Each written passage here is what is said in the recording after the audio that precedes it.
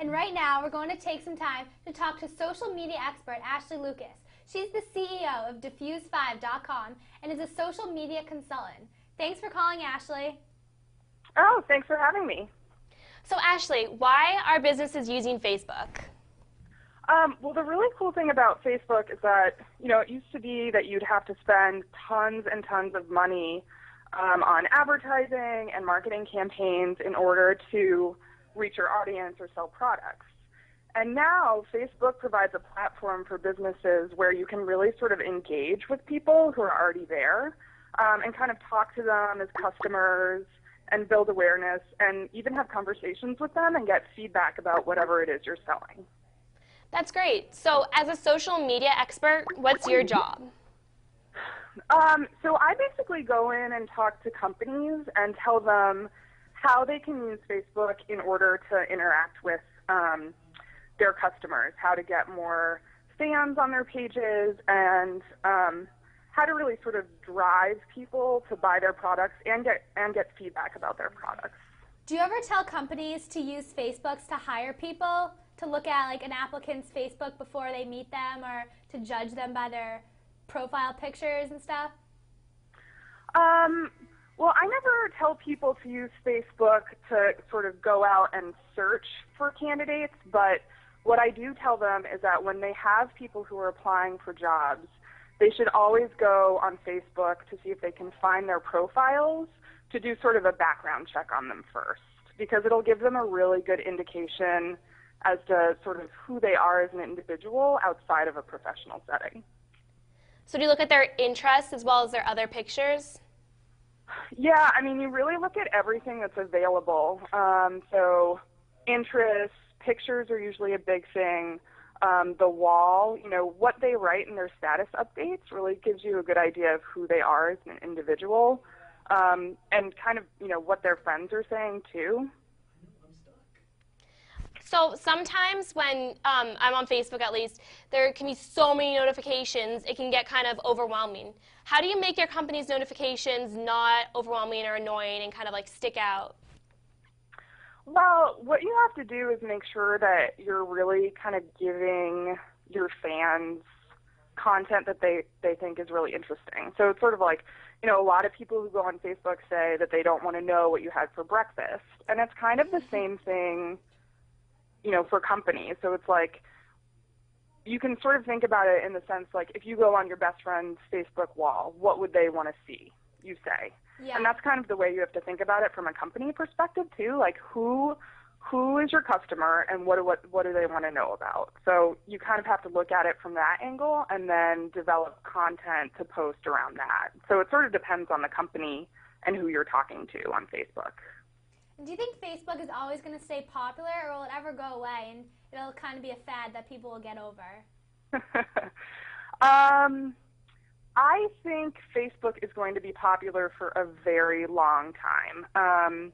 They're always adding new features that make it a lot more interactive. And I think there are a lot of people who don't use Facebook now or didn't in the past because, they were scared of it. They thought that people could stalk them or whatever. And I think Facebook is actually doing a good job of incorporating new privacy policies and stuff like that where people feel a little more comfortable using it.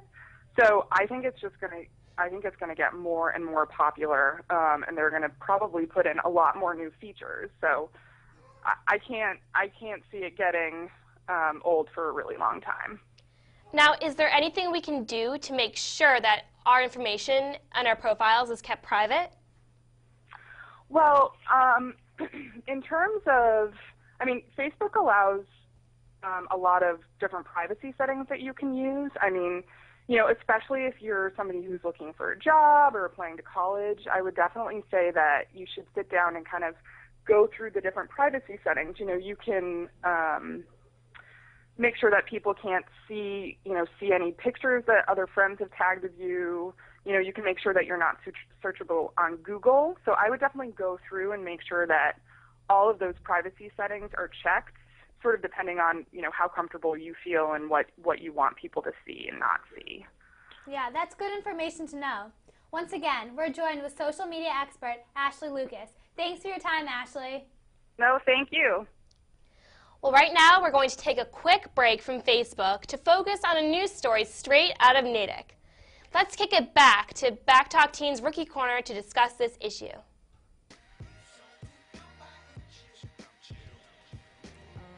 I don't think it's a good idea. I think it's fair to the kids that they shouldn't be allowed to use cell phones during their academic time because they should be focusing on studying and just use a cell phone after school.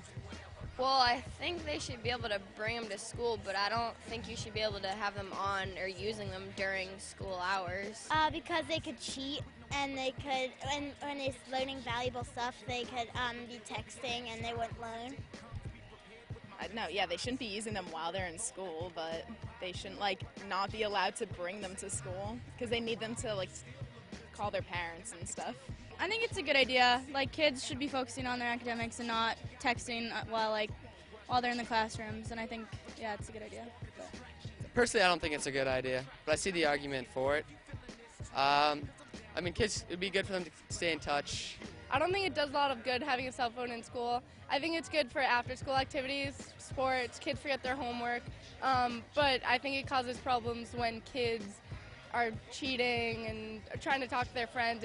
No good comes out of texting while in class. So I think it's a bad idea because kids have to have their own independence, and if they want to be texting in class or something, that's just going to affect them when it comes to the day they have the text or the test. If they're not paying attention in class, they're just going to be bad on the test. I know the school can try and make it so they're going to take away all cell phones and stuff, but kids are still going to bring them in, so there's not really a point of banning them.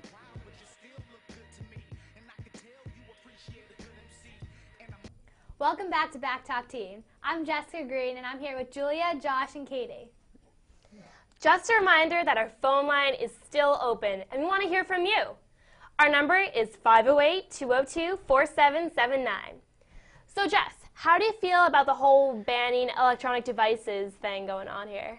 I think that I understand how teachers and principals don't want students using them in school, but when you get out of school and you're still on school ground, I think it's really useful to have a phone, or if you're going to play a game and you need to calm your nerves down, you might want to listen to some music. And especially getting rides after school, I know a lot of people, they need to call someone, get in contact, and it's really hard when you don't have your phone because people don't know where you are, and if you need a ride, you can't call someone to drive you.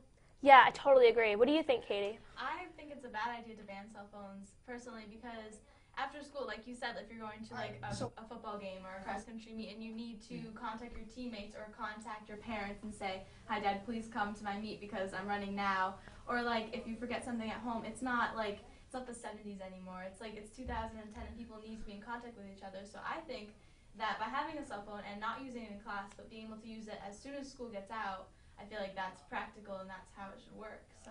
Yeah, that makes a lot of sense. How about you, Josh? Well, yeah, I agree with Katie, and I think that, for Jessica's point, yeah, maybe it interrupts class time, but at the same time, if it's an emergency or something is going on that is really important later on and you can't call them, it can really screw things up. What I think they should do is if you tell the teacher, okay, there's a really important call I got to make, it's really, really important, you explain it to them, and then they say, okay, and then you can go out into the hallway, maybe they'll just watch you calls to make sure that you're actually making that call for that specific reason. If they actually are watching you, then and you make the call, then it would show that it was important and that you weren't trying to get away with anything. And that's how I think personally they should do it. Yeah, that's a good idea. I think that cell phone should definitely be allowed in school, but you can't use it while you're at school. It's once school ends, you should be allowed to use it. And so I think we have a caller right now. So, a caller, that's great. Hello? Hi. Hi, what's your name? Wolfstar. Oh, okay. So, what do you think about this cell phone banning? Hold on, wait, I'm hearing you echo. Let me turn on my computer. What did you say? Well, what do you think about the whole banning of electronics? Well, I just tuned into the show now because I forgot what the link was. But I think you guys are talking about Facebook in school or something. Mm-hmm. Yeah. Yeah. Yeah. What's your I opinion think on Facebook? that you Do should go on be allowed Facebook to often? use it in the library. and they shouldn't like block it or whatever, because like what if you like forget like what your assignment is, then you can talk to like somebody else who's like in your classes or whatever and find out like what you have to do. So like it's good like that way. Yeah, that's kind of like what we were saying before. Yeah, that makes a lot of sense. Well, thank you for calling. It was nice to speak to you. Thanks for watching. So before we wrap up the show, we're going to go over the 3 main do's and don'ts of Facebook. Number 1, do. Post cautiously.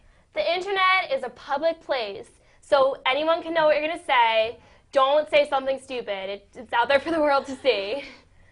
Number 2, only use Facebook to communicate with people. You don't always have to creep. Stalking is really weird, so don't just go look at people's pictures just to stalk them. It's weird. And then number 1, Backtalk Teen do of Facebook is always be respectful. You can never have too many friends. And now for the don'ts. What's number 1, Julia? Number 1 is don't change your status every 5 minutes. To tell you the truth, nobody really cares if you're walking your dog or eating dinner. We all get it. We all do it. Number 2, don't start dramatic profile fights. Nobody cares if he cheated on you. You can keep that all to yourself. Yeah, we don't care. And most importantly, don't put up scandalous photos of yourself or others. Just don't do it. Don't do it. Well, that's going to do it for us at Back Talk Teen. For Jessica Green, Josh Englander, and Katie, I'm Julie Tybel. Good night, and thanks for watching.